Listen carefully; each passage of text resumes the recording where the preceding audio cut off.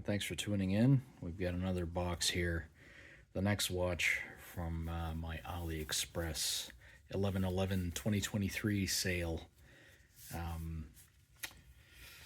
I was excited when I got the delivery notification for this, but not so much when the post office guy showed up at my door, because you'll notice this box has a invoice attached to it. And whenever I see this, it's because customs are due. And I suppose I shouldn't be too upset, because the number of other watches that have come through without taxes being due, and they just show up and I just open them and enjoy it without any extra surprises has been plenty. So, oh well, I just can't escape it completely. But my guess is the $48.08 that I had to pay,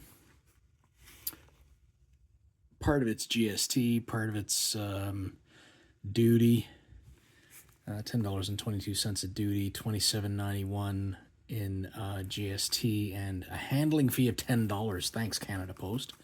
But, you know, for a declared value of $204.45, I suppose that's probably why it got flagged to customs to be paid. But whatever. Let's unbox it together and see what we have. If my assumptions are correct, it's probably the Baltany 1921 homage, because that's the only expensive one that I ordered.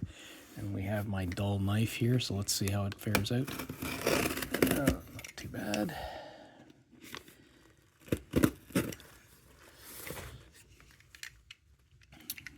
Doing my very best not to expose my address label. Not that I really care, because if you broke into my house to steal whatever you wanted to, you wouldn't find very much other than a collection of AliExpress watches. So, bubble wrap. Okay.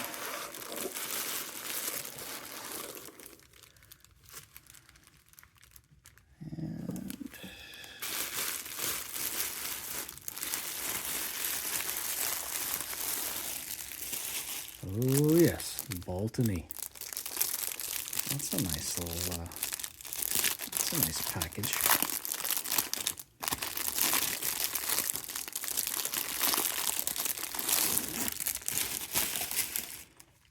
So it's hard, what feels like a hard case, but it's got padding. And we have a zipper.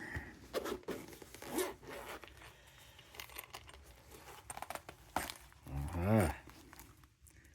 So Ziploc, oh, nice leather band. What do we have here? We've got the card, which looks like it has a serial number. That's a nice touch. Owner's manual. I'm gonna guess that's a polishing cloth. And this looks like a strap tool.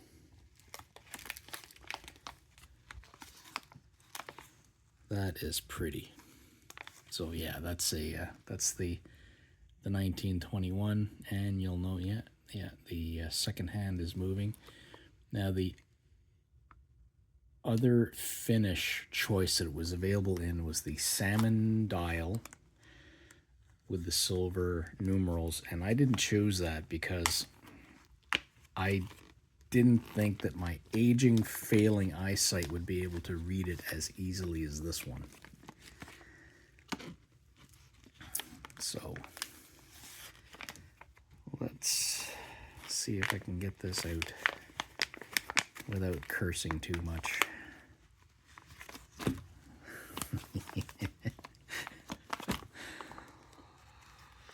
I'm sure some of you are thinking, why don't you just take the gloves off?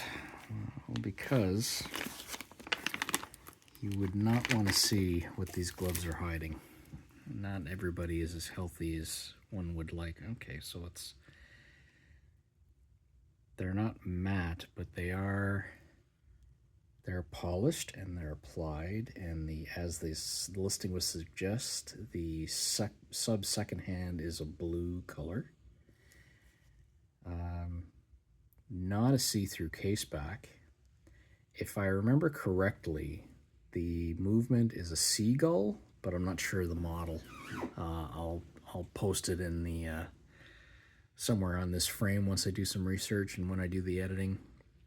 But it is an automatic. It's got a sapphire crystal, stainless steel, 50-meter water resistance. That's a nice leather band. Yeah, that's a very, very, very nice. And I think it'll be, oh, look at that. It's got Baltany's etched on the buckle. That's nice. So for the money, yeah, this is probably the most I've ever spent on an AliExpress watch. But I have to admit, it is very, very, very nice. So nice quick unboxing. I'm going to pause here and I'm going to do some homework on what this watch is about, and then I'm going to shoot another clip and tack it on to the end of this. Meanwhile, I'm still wearing my Pagani GMT. One more day, day 15, no, day 14. 14 of 180, and it's still going, still keeping time. So let's pause, and I will do some homework on this watch. Maybe I'll take some stickers off, and we'll resume shortly. And we're back, and you'll notice my Pagani's on the cloth there because I have on my wrist the Baltany, and it's called. Actually, before I get to the details, you'll notice that the face is, well, it's not straight. So the beauty of this is you don't have to move your wrist in order to see the time. So perfect if you're driving or you just don't want to flip your wrist for whatever reason. You've got a drink in your hand, hot cup of coffee that you don't want to spill on your lap. So it's offset. I think that's really, really cool. It's called the S204046 1921 sub-second homage watch. It's got a Seagull ST1701 movement. It's got a power reserve of 40 hours, give or take, depending on what's, any condition. The case is 316L stainless steel. It's, as you can see, really, really well polished. Like that, I'm really impressed with this. When I set the time, the pull action on the crown was precise. There wasn't any slop to it. I gave it a bit of wind to top up the power reserve. It felt really good and buttery smooth. The leather band is very nicely finished. It's very comfortable. It's not too mushy and it's not too stiff. It's nice and supple. The buckle is stainless steel as well. This keeper is fixed and this one is movable. It's got a case diameter of 38 millimeters, and then the diagonal is 45.1. As mentioned before, this dial color is they call it silver. I don't know if the lights are picking it up, but there's an ever so slightly, there's a fleck. It's almost like a metallic fleck in the face that's you can see as you angle it, and the sub-second dial is blue. The numbers, the Arabic numerals, and the hands are polished, as you can see. Sapphire crystal with air coating. The crown is stainless steel as well. The case back, as you saw it in the previous clip, it's screwed down with a number of screws, so it's removable, but it's also stainless steel.